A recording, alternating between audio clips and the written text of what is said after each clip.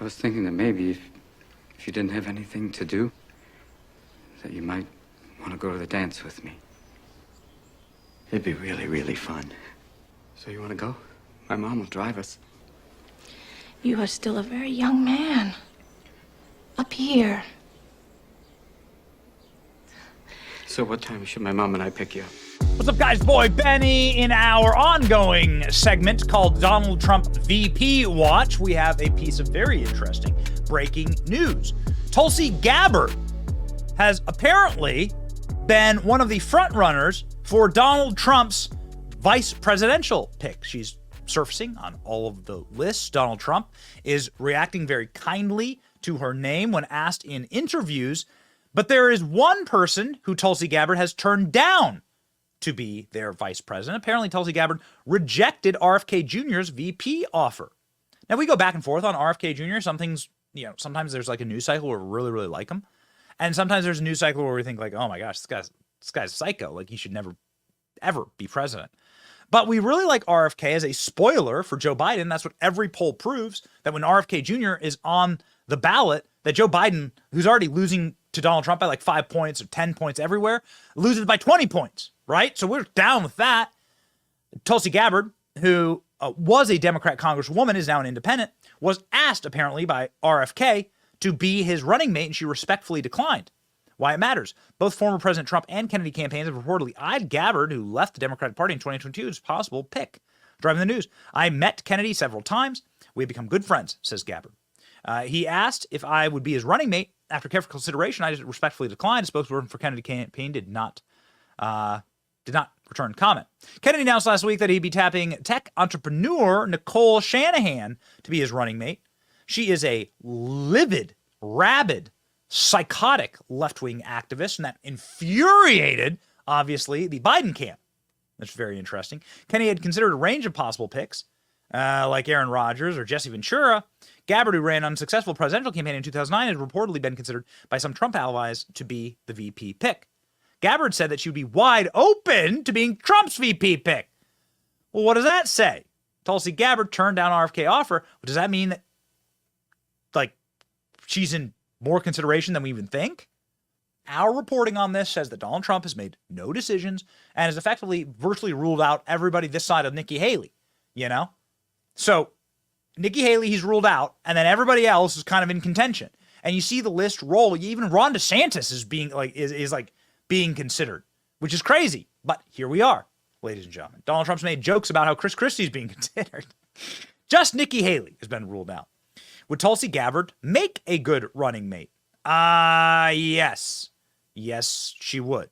A reminder that if Donald Trump and Tulsi Gabbard were to run for president, that Tulsi Gabbard did this to Kamala Harris the last time they were on a debate stage. Presumably, they'd be on a debate stage together doing the vice presidential debate, right? Right? Here we go. Senator Harris says she's proud of her record as a prosecutor and that she'll be a prosecutor president, but I'm deeply concerned about this record. There are too many examples to cite, but she put over 1,500 people in jail for marijuana violations and then laughed about it when she was asked if she ever smoked marijuana. She blocked evidence. She blocked evidence that would have freed an innocent man from death row until the courts forced her to do so. She kept people in prison beyond their sentences to use them as cheap labor for the state of California. And she fought to keep cash bail system in place that impacts poor people in the worst kind of way. Thank you, Congresswoman. Senator Harris, your response. As the elected Attorney General of California, I did the work of significantly reforming the criminal justice system of a state of 40 million people, which became a national model for the work that needs to be done. And I am proud of that work. Let me see the rematch. I want that rematch. That was like, that's as close as you can get to a metaphorical carpet bombing of Kamala Harris. I mean, that should have been disqualifying. Kamala Harris should have never been able to show her face in public again. Tulsi Gabbard was on Tucker Carlson's show, which is a very interesting pick, by the way. This is like the kind of show that she's on a book tour right now. But like, this is the show you would do, obviously, if you want Trump's attention. Trump and Tucker are very close. And Tucker introduced her as the woman who could be potentially Donald Trump's VP pick. When asked why she would want that position, And if she would accept, she said something very different than what she said to RFK. Listen. So you've been in a lot of different news stories talked about as a potential VP choice for Trump. I have no idea if that's going to happen or not. Probably unknowable. Are you open to that? If you don't do that, what else are you open to? What's your plan? I would be honored. I'd be honored to serve our country in that way or in other ways, and to be in a position to help President Trump if he is reelected, to actually address these challenges, to help execute those policies that will bring back a secure border, that will breathe new life into our economy and start to get this radical inflation out of control. Which on that note, I was in a conversation the other day with like two different groups of people. One was with a very, very wealthy couple. And they were saying, well, gosh, and they're not fans of President Biden either, but like, the economy is not actually that bad. The stock market's doing all right. And, it's not really as bad as a lot of people are saying it is. And then the next conversation was with people who are not part of that wealthy class, who were talking about, a loaf of bread is 3 times more expensive today than it was 6 months ago or a year ago. Basic necessities, electricity, food, medicine, all of the things that people need just to live and to try to live in a healthy way are far more expensive, but they're not making a whole lot more. The dollar is going, not going nearly as far as it needs to in order to be able to afford this inflation. And so I just mentioned that because this disconnect still continues between the elite in Washington and the reality that they live in versus the reality that the rest of us live in this country. And President Trump recognizes that. I'd love to be in a position to help secure our country and to get us off this path towards World War III and nuclear war that the Democrat elite and President Biden's policies have us on right now. Later on in that interview, Tulsi Gabbard talked about what her theory of governing is. Our government does not exist without the consent of the governed. This is the message I'm carrying everywhere across the country. This is a change only we can make because we, the people, are in power in this country. And she's absolutely right. But will we have any power if Democrats are able to get Joe Biden, drag Joe Biden through the hospice center, through the nursing home, and across the finish line in 2024? Tulsi Gabbard says what will happen if Democrats win the 2024 election, sounding the alarm that Democrats elite are doing all that they can to undermine our fundamental freedoms, and that's what this election is all about. I mean, this looks like somebody who is on a mission here. Tulsi, take it away. It is that hatred of what they view America to be, an actual hatred, and this desire to rebuild it in something that they view as a utopia in their minds, which leads to the deepest problem of all, which is whether they realize it or not, they think they're God. And that they have they know better for everyone else than we know for ourselves. Did you? So you ran into that a lot when you were... absolutely. Yeah. And again, like, you don't run around and hear people say like, I am God most of the time. But we have to change these people. But you look at their actions and like, yes, well, they don't know what's best for them. So we have to make decisions for them. We can't allow them the freedom to make the quote unquote wrong choice, because they will hurt not only themselves, but they'll destroy democracy. So we're going to take away the freedom that exists in this democracy, and we'll make the decision for them, which is what we're seeing play out right here and right now.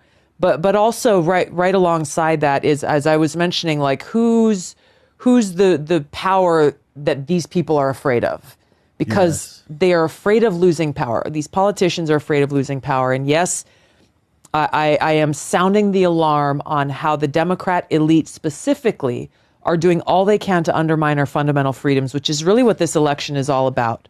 That is what is at stake in this election. Correct. Because if they're allowed to stay in power, there should be no doubt in anyone's mind. Whatever you think about any candidate, I don't care who. And this is whether it's Biden or whoever. If it's not Biden, it may be Kamala Harris, whoever it is, they're all the same. They have the same objectives.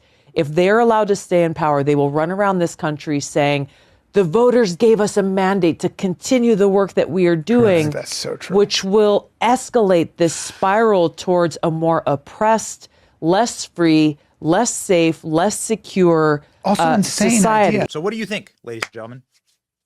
What do you think? I think that this is like obviously a very like strong sign that Tulsi is in major consideration. Also, Tulsi Gabbard is going to be hosting fundraisers at Mar-a-Lago. I mean, come on, right? And we've seen Mar-a-Lago obviously be sort of the backdrop for Donald Trump's rolling sort of apprentice thing that's going on here with people in his administration and otherwise.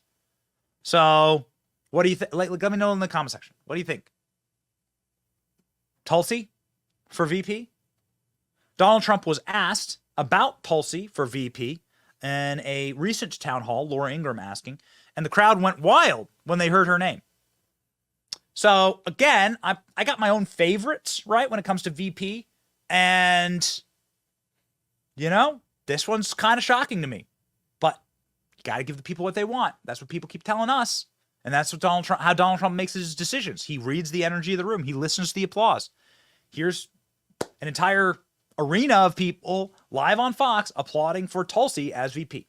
The audience has been asked who they think would be a good choice, and various names came up. One of them was, of course, Vivek Ramaswamy. Yeah. He's made a big splash. Ron DeSantis, who's making an appearance today in South Carolina, we just found out. Obviously, Tim Scott, Byron Donalds, and a big presence here for Tulsi Gabbard. Very interesting. And Kristi Noem as well, I should say. Right. Are they all on your short list? And when can we expect that you will announce your choice? The one thing that always surprises me is that the VP choice has absolutely no impact. It's whoever the president is. It just seems.